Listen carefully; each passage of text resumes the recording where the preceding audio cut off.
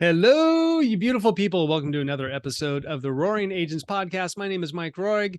I'm having a habit of running podcasts 3 times before actually recording it correctly. So this is time number 3 or 4. I don't know. I've lost track. Thank you so much for hanging out. Today, I want to talk about teams. This is probably one of the biggest things that agents ask about, especially new agents. People having trouble getting leads at any point is really when they look at teams and how do I find a team? How do I choose a team? And then I'm really going to talk about how to choose a team today. I'm also going to talk about the team that I'm creating, but I'll leave that to the end. If you go to mikecandoit.com/SALT, you'll see a little blog post that I wrote. SALT is an acronym that I've just suggested to anyone to really help with some criteria to decide if the team that they're looking at works for them. The S is support. Support is just, hey, I'm writing an offer and I don't know how to write, how do I write this clause? Hey, I'm got this client and I'm not sure what to do here. Where do I find this? All those little things, that support is super, super important, especially if you're a newer agent. The next one is accountability/coaching. We all know what to do to some extent, but actually getting it done is something else. Having someone to hold me accountable is super important. Holding other people accountable is really what takes them to the next level. If you have that drive to do the thing, you're going to be fine. But the problem is in real estate, there are several jobs that we have. We don't always get to do the one thing that's easy and fun to us. There's a lot of things that we don't enjoy, and we have to be held accountable to do that. Most people say when they get into real estate, oh, I just love pretty homes. That is not the biggest part of this job. So that accountability to remind us of why we're doing what we're doing is important. Now, the main reason that people join teams is for leads. That's really the main reason that anyone wants to join a team originally. The problem with joining a team for leads is you've got some people who just say, hey, I'm so busy, I need help. Will you come help me? And then that new person helps them with their extra work. If you're coming into a bigger team that has systems and everything, well, then they're probably doing online leads in a lot of cases. Those leads are on average 11 months away from closing. So when you come on, you're going to go through a bunch of old leads that the other agents think are dead. You're going to get possibly some new leads after you've proven yourself. And those leads are going to take sometimes 11 or more months. Hey, you might get lucky. You might get someone who's 2 months in. Those leads aren't as likely to be immediate unless you get lucky and are good. The leads thing, most people join teams for leads and they'll leave team for leads if they don't like them. The reason that I think most people should look at joining a team is for the training. The average agent does 1 to 2 deals per year and can't get the experience. You can't get the reps just doing 1 or 2 deals a year. So let's say you did 2 deals your first year, 4 deals your second year, and then 8 maybe your third year if you're just going on normal progression. That's not a lot of reps for that amount of time. Now, when I first started, I started with 2 guys. I was an assistant to 2 guys who were rookies of the year for their brokerage. And what I did was probably about 4 to 6 CMAs a day. I did a bunch of the paperwork and all the deals that they were doing, and I learned what to do right and what to do wrong. By the time I got out of there, I was probably 5 to 7 years in my experience of a busy agent, because just the volume of what they were able to put through. And I don't know if I would have made it if I hadn't gone through that experience to learn things. When I walked out of there after less than a year, I knew everything I need to know about how to price a home. I was dead on with my prices. I knew how to do a CMA. I knew how to do the paperwork. I knew all these things. I just had to do the next part. That training is probably one of the most important aspects of when you're looking at a team. The next thing that people look at besides leads is what are the splits? Now, Gary Keller, I feel like pretty much made the structure of what teams are and how to do it, and in the Millionaire Real Estate Agent book. And 50-50 is typically what you're going to see for buyer's agents. Listing agents are sometimes 40-60 with the agent getting 40 because the team leader looks at it and says, look, I'm putting in a lot more cost upfront on listings. And not a lot of teams really give listings up to their team at the beginning. They have to get a little bit busier and all this. Typically what it is, it's one team leader running all the listings and a bunch of buyer's agents dealing with whatever leads come in. We used to get a lot more sign calls. I think that was a place. Plus they need someone to hold the open houses because they don't really want to do it anymore, whatever structures there are. So 50-50 is typical. Now let's give a couple other stories. There's an agent, super successful, very high listing agent. What he did not buy any leads for his people. What he did do is he gave them the open houses, and they did open houses at a high level. We're talking 20 to 40 signs at every open house.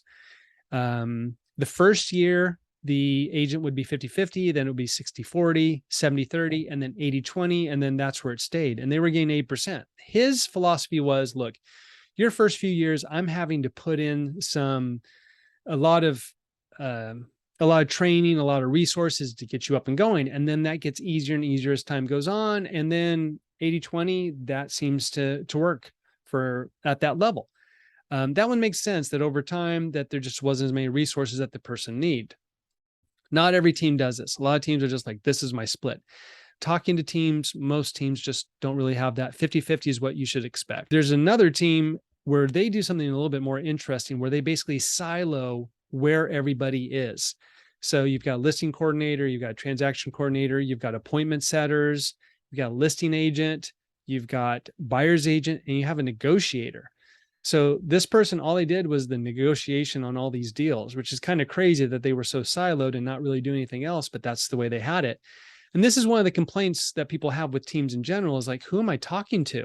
And in one case, in that there, you could have like 4 different people you're talking to, which can be kind of frustrating when you're trying to get things done and nobody knows what else is going. I've been on both sides of this, so I kind of get it. And I know one team who they do a 20% split to their buyer's agent. That's all they get, which sounds really, really low to me, but they've had that buyer's agent on their team for a very long time, so it must work for them. This is really what it comes down to, is what makes sense for you, where are the opportunities, and do those opportunities align? Now, something else about teams, with that open house team, that's what you were going to learn. You were going to learn open houses, and that's what they knew how to do at a high level. If you get on expired FSBO team or, circle prospecting, that's all you're going to do, is you're going to do calls. They don't really care about social media marketing the same way. I don't care about these other things. Teams are going to have their structure and their system, and you either fit that or you don't. It's not very often that you're going to be able to come in and go, hey, here's what I'm trying to do. Can you support me in figuring that out? And that is actually one of the reasons that I'm creating the team that I am, called the Glen Eden Group.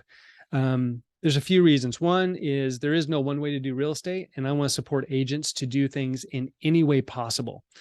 The other one is not everyone can afford coaching. This is a way to give coaching in a different format and still support people to get where they want to go and have that growth that they want to go. Now, my split is only 7%. That's a number that just makes sense for me. I don't know anyone else who does a split like that, but I don't give leads, and I also don't give out the physical material. So there's a lot less. It's really about that support, accountability, coaching, and training. So I give 3 out of the 4. And I know it's not the main one that people look for with leads. So that's where I'm at. Now, the people that I'm really hoping to get to are the people who are like me, that are relational, not transactional. I don't really want to deal with the people who are just me, and close a deal and don't care how it affects the other side. This is about people who are trying to do business the right way and grow the right way. There's also a really underserved segment of real estate, which is surprisingly very large, and somehow they're maligned a little bit, which is the part-time agent. And I've talked about this before, trying to come up with the part-time agent alliance that I was working on. And this is actually, I think, a way that I can do this. This is a vehicle to make this work, which is where I give support to part-time agents. Original idea was that I could get several part-time agents in an area to help each other. I can still do that, but maybe just in that larger group of building out the Glen Eden Group, that I can just get people to help each other, and this will work out for itself. And I think the part-time agents, man, they're the ones who are really working hard. They've got another job, and then they're trying to make real estate work on the side, which is a really hard full-time thing to go after. They just need a little bit of that support. They need the experience, they need the growth, they need the training, they need the accountability, because it can be hard to always put out so much to become that. So part-time agents, I'm really looking to help them, new agents, and those agents trying to find their own path. So if any of this sound appealing to you, reach out to me, Mike@MikeCanDoIt.com. Let's talk, see if we're a fit. And if you're, looking at joining a team, use SALT to kind of help determine, does this fit what you're looking for? Are they giving you an opportunity? If you're looking for teams, I think you can just you can look around, you can Google teams, you can drive down the street, see who's busy. You can look in your brokerage, you can look wherever. I would just interview a few teams to see where they're at. They're going to talk up how great they are, just like you're going to talk up how great you are. Just understand, like a brokerage, you're dating them, you're not marrying them. So you're not stuck. If you make a bad decision, you can get out. Some teams, you really need to look at what their exit policy is, because that can be an issue as well. If you have any other questions, feel free to email me, Mike at Mike Can Do It, message me on Instagram, text me, whatever. And until next time.